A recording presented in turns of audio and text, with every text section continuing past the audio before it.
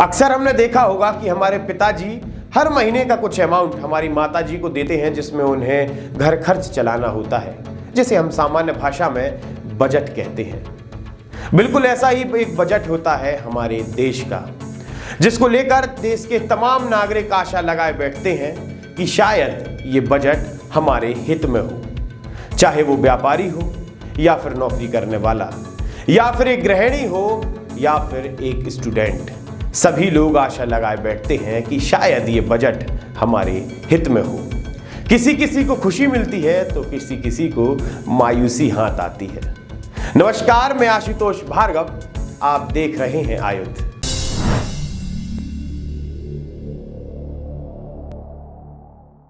आयुध की इस खास पेशकश खबरिया में आज हम आपको बताएंगे कि मध्य प्रदेश में सीधी भर्ती के लिए अब कितने प्रतिशत आरक्षण आपको मिल सकता है। इसी के साथ जानिए कि आखिर मध्य प्रदेश में कोरोना की नई क्या स्थिति पैदा हो रही है। लेकिन उससे पहले हम जानेंगे कि देश के बजट में क्या कुछ रहा खास और मध्य प्रदेश के खाते में क्या कुछ आया। बजट बजट बजट, घर के राशन से लेकर दुकान के सामान तक, दुकान के सामान से लेकर सड़क के निर्माण तक, सड़क के निर्माण से लेकर देश के हाल तक, ये सारा कुछ होता है सिर्फ बजट से।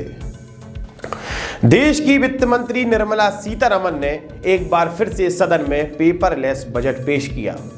इस बजट में वो सारी चीजें थी जैसे इंफ्रास्ट्रक्चर, स्टार्टअप, मुद्रा बाजार, शिक्षा और भी बहुत कुछ। लेकिन हम बात करेंगे कि क्या कुछ मध्य प्रदेश के लिए खास रहा इस आम बजट में। इस बार मध्य प्रदेश के किसानों के हित में ये बजट कह सकते हैं। खास करके बुंदेलखंड क्षेत्र के जितने भी किसान हैं उनके लिए ये अच्छी खबर है। हाल ही में केन बेतवा विवाद जो कई सालों से चल रहा था वो सुलझ गया है, जिसके लिए लगभग 44,000 करोड़ रुपए की केंद्र ने स्वीकृति भी दे दी है, जिसकी पहली किस्त 1400 करोड़ की लगभग आ भी चुकी है, जिसका उल्लेख बजट में है। प्रदेश की लगभग 10 लाख हेक्टेयर से ज्यादा भूमि सिंचित होगी। इसका मतलब प्रदेश के लगभग 8 से 9 जिले ऐसे होंगे जहां पर अब भरपूर बिजली और साथ ही सिंचाई के लिए पर्याप्त पानी भी मिलेगा। इसी के साथ देश की वित्त मंत्री महोदया ने अपने भाषण में यह उल्लेख भी किया है कि इटारसी से लेकर विजयवाड़ा तक उत्तर दक्षिण रेलवे का एक कॉरिडोर बनाया जाएगा, जिसका नाम होगा भाड़ा कॉरिडोर। इसका काम 2023 से शुरू होगा, जो कि 2030 तक संभावित खत्म करना तय किया गया है। साहब, ये बजट आम है। हम इतने ज्यादा पढ़े लिखे तो है नहीं कि बजट को लेकर इतने ज्यादा उत्सुक हो। हमें तो खुशी बस इस बात की है कि मोबाइल फोन जो है वो सस्ते होने वाले हैं। लेकिन मध्य प्रदेश के राजनेता बहुत बुद्धिमान हैं। कांग्रेस पार्टी के राजनेता इस बजट की घोर निंदा कर रहे हैं, तो वहीं भारतीय जनता पार्टी के नेता इस बजट की तारीफों में पुल बांध रहे हैं। आरक्षण को लेकर पूरे देश में घमासान मचा रहता है, तो वही हाल है मध्य प्रदेश का। यहां आदेश तो जारी होते हैं लेकिन वैकेंसी का पता नहीं। हाल ही में मध्य प्रदेश के सामान्य प्रशासन विभाग द्वारा एक आदेश जारी किया गया है कि सीधी भर्ती में अब 73% का आरक्षण दिया जाएगा। हम आपको बता दें कि मध्य प्रदेश के सारे विभागों में लगभग 1.5 लाख से ज्यादा पद अभी रिक्त हैं, मतलब खाली हैं। असल में आरक्षण तो 50% था, लेकिन केंद्र सरकार द्वारा 2019 में सामान्य वर्ग को आर्थिक स्थिति के अनुसार 10% आरक्षण देना तय हुआ, जिसके बाद आरक्षण 50% से बढ़कर 60% हो गया, जिसके बाद राज्य सरकार द्वारा ओबीसी वर्ग को 14% से बढ़ाकर 27% आरक्षण देने का तय किया गया, जिसके बाद सारा का सारा जो आरक्षण है वो 73% पर पहुंच गया।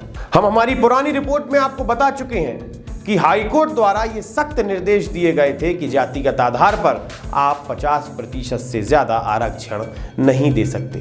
तो वहीं 1992 में सुप्रीम कोर्ट ने एक आदेश दिया था, जो कि इंदिरा साहनी मामला था, जिसमें सुप्रीम कोर्ट ने यह साफ शब्दों में कहा था कि जातिगत आधार पर 50% से ज्यादा आरक्षण नहीं होना चाहिए। अब देखने वाली बात यह है कि प्रदेश में 73% आरक्षण के हिसाब से परीक्षाएं तो होंगी, लेकिन क्या उनकी भर्ती भी 73% आरक्षण के हिसाब से हो सकती हैं? ये खुला प्रश्न है। बच्चों की पढ़ाई में कोरोना स्पीड ब्रेकर का काम कर रहा है। जैसे तैसे बच्चे स्कूल जाना शुरू करते हैं कि अचानक से कोरोना के मामले बढ़ने लगते हैं, जिसके बाद स्कूल बंद हो जाते हैं। खैर, स्कूल खुलने के आदेश कल आ चुके हैं। 50% की क्षमता से बच्चे स्कूल जा सकते हैं, अपनी क्लासों में बैठकर पढ़ाई कर सकते हैं। एक और शिक्षा विभाग की तरफ से आदेश आया है, जहां बोर्ड परीक्षाएं अपने तय समय से ही शुरू होंगी। 18 फरवरी से कक्षा 10वीं तो 17 फरवरी से कक्षा 12वीं की परीक्षाएं शुरू होनी है।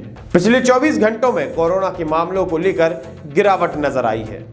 लगभग 6000 नए कोरोना के मामले मध्य प्रदेश में दर्ज किए गए, तो वहीं भोपाल में लगभग 1300 तो इंदौर में लगभग 800 नए कोरोना के मामले दर्ज किए गए हैं, जो कि अच्छी खबर है।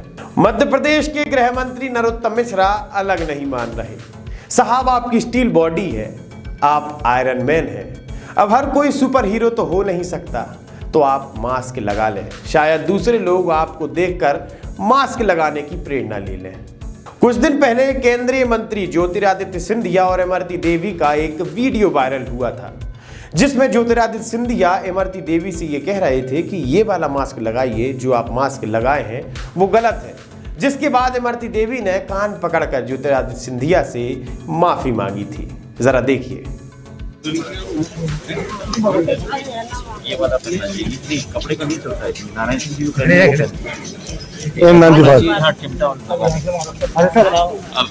जुड़े रहिए हमसे, देखते रहिए खबरिया। हमारे चैनल को सब्सक्राइब कीजिए, फेसबुक पेज को फॉलो कीजिए, इंस्टाग्राम पर भी आप हमें फॉलो कर सकते हैं। धन्यवाद।